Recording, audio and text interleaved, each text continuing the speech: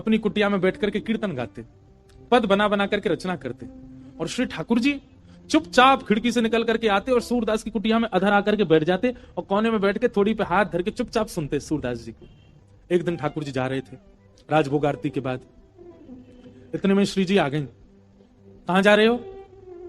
ठाकुर जी कहीं ना ऐसे ही जा रहा हूं डोलवे। नहीं नहीं सांची बताओ कहां जा रहे हो? ठाकुर जी बोले कहीं ना एक भक्त है वहां के पास जा रहा हूं। श्री जी बोली मैं चलूंगी फिर तो। ठाकुर जी बोले श्यामा जी आप रहने दो, आप यहीं बैठो, मैं ही अकेला हो आऊं। श्री जी बोली अगर मोए ना लेके गए तो मैं गुसाई जी से शिकायत कर दूंगी कि राजभोग के बाद तुम कहीं चले जाओ और गुसाई जी खोज करो जी कहां जा मैं। ठाकुर जी बोले श्री जी आपके चरणों में प्रणाम करूं, आप मेरे संग चल दो, पर गुसाई जी तो शिकायत मत करियो मेरी, लेकिन एक बात को वचन दो। मैं बोल कहा उत्थापन आरती तो पहले आमेंगे हम दोनों वापस, मां रुकवे की मत करियो बात। आप बड़ी भोरी हो, बड़ी सहज हो, और वैष्णव चाहे कितनो दीनहीन हो, कितनो भाववार हो, वहां पे कृपा करवे की मत सोच लियो। आपको तो मन है जाए यहाँ पे सब लुटाए दूं, सब दे दूं, ऐसे मत करियो। चुपचाप जानो है, चुपचाप आनो है, और मैं इशारा कर दूं तुरंत उठ के आ जाइयो। श्री जी बोले हाँ मैं आ जाऊंगी। ठाकुर जी हाथ पकड़ के श्री जी को ले गए सूरदास जी की कुटिया में। सूरदास जी गा रहे हैं के सर तिलक मोतिल की माला वृंदावन के वासी, नेह लगाए त्याग गए तृण शम डार गए गल फांसी, अखियां हरि दर्शन की प्यासी, हरि दर्शन की प्यासी, अखियां हरि दर्शन की। ठाकुर जी बैठ के सुन रहे हैं मंद मंद, श्री जी के नेत्रन से आंसू गिर रहे हैं। ठाकुर जी धीमे धीमे पहुंचने बोले श्यामाचू हल्ला मत करियो जी, जग जाएगो, और जगह को कहा मैं पकड़ लेगो, जान नहीं देगो, और फिर यहाँ पे कृपा कर दी तो फिर सबन पे करनी पड़ेगी, हमारे रो मत। बिल्कुल सूरदास जी ने अपनी लाठी उठाई और उठ करके अपनी कुटिया से बाहर जाने लगे। श्री जी बोली जी कहां जा रहे हो बाबा? अरे आंधरो बाबा कहीं गिर नहीं जाए, हम यहाँ के संग चलें, कहीं गिरवे वारो होगा तो बचा लेंगे। ठाकुर जी बोले मैंने पहले ही मना करी आप जैसे कृपा पिपा ना करनी कोई पे, और समय है गो उत्थापन को, मैं गुसाई जी मंदिर खोल देंगे, चलो जल्दी मंदिर में। श्री जी बोली ना बस ये जहां जा रहा हूं वहां तक यहाँ छोड़, यहाँ में फिर चल देंगे मंदिर में।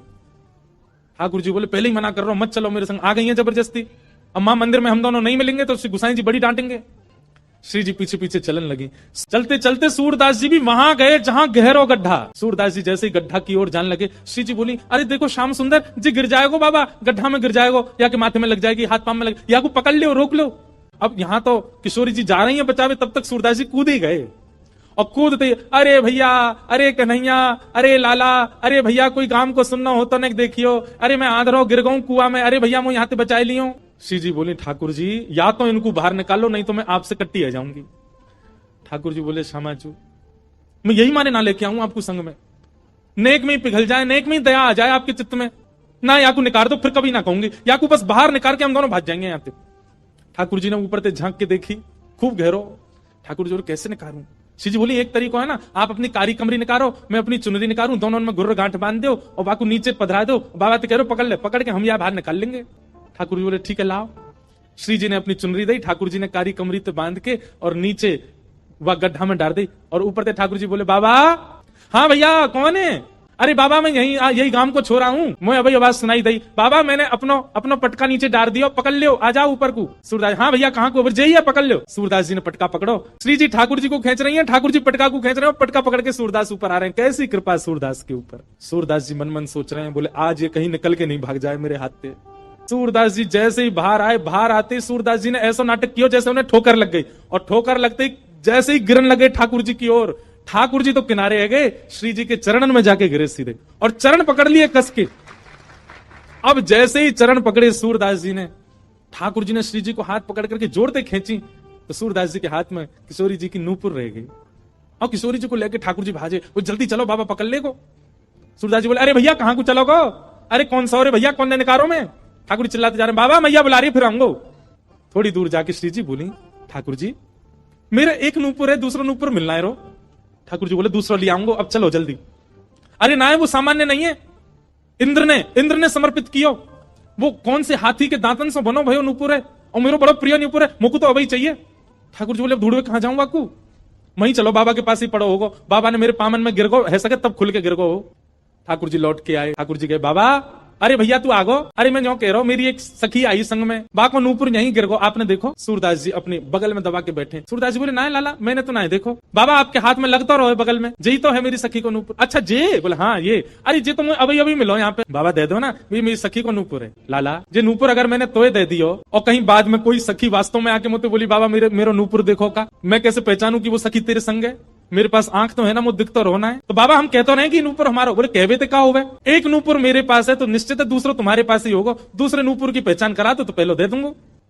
ठाकुर जी बोले पहचान कैसे होगी? बोले अपनी सखी तक है, अपने पाम आगे करेगी, मैं जैसे स्पर्श करके देख लूंगा कि हाँ ये नूपुर एक ही है तो मैं दूसरा पहना दूंगा। ठाकुर जी बोले मैं सब समझ रहा हूँ, जे बाबा पाम छुए के चक्कर में पकड़ लेगो कस के अब ना जान दूंगा, और फिर क्या करेंगे हम? श्री जी बोली कोई बात ना, मैंने अरे नहीं श्री जी आप पीछे रहो, मैं दूसरा दबाई दूंगा, नाम हो तो वही चाहिए जो सूरदास के हाथ में। श्री जी आगे बढ़ गए, लो बाबा नूपुर देख लो। सूरदास जी ने जैसे स्पर्श किया समझ गए, अरे हाँ भैया ये तो वही नूपुर है, लो मैं पहना दूं। दूसरे पाम में सूरदास जी ने पहनायो और पहनाते ही महाराज अंक में भर लिए श्री जी के चरण। बोले अब ना जान दूंगो, मैं जान गया हूं जो साक्षात वृषभानु दुलारी हैं, और लाला तू जो मुख निकार के गयो मैं सब जान गया, तू नंद जी को लाला है, जीवन निकर गो गाते गाते तुम दोनों के यश को आज पहली बार पकड़ में आयो, अब नहीं जान दूंगो। ठाकुर जी ने खूब खेची पर श्री जी नहीं छोड़ी सूरदास जी ने। ठाकुर जी बोले बाबा तू जो कहेगो सो करेंगे, जे बता करनो कहा है तू कैसे छोड़ेगो? मैं नेत्रन से आंध हूं, मुंह दिखे ना है, पर मैं आपसे एक ही वरदान चाहूं, मेरे एक नेत्र में सदा श्री जी और दूसरे नेत्र में सदा आप विराजमान है जाओ, आपके नित्य दर्शन मुंह को होयो करें, बस यही वरदान दे दो। प्रिया प्रियतम दोनों ने युगल रूप में खड़े होकर के सूरदास जी के नेत्रन पे हाथ धर दिए और कही सूरदास खोल के देखो। आज सूरदास जी ने पहली बार नेत्र खोले और शामा शाम के युगल प्रत्यक्ष दर्शन उनको है। फिर दोनों से प्रार्थना करिए बस एक वरदान दे दो, कहा मुझे फिर से अंधो बना दो, अब आप दोनों दिख गए, अब दुनिया में और कोई को नहीं देखना है।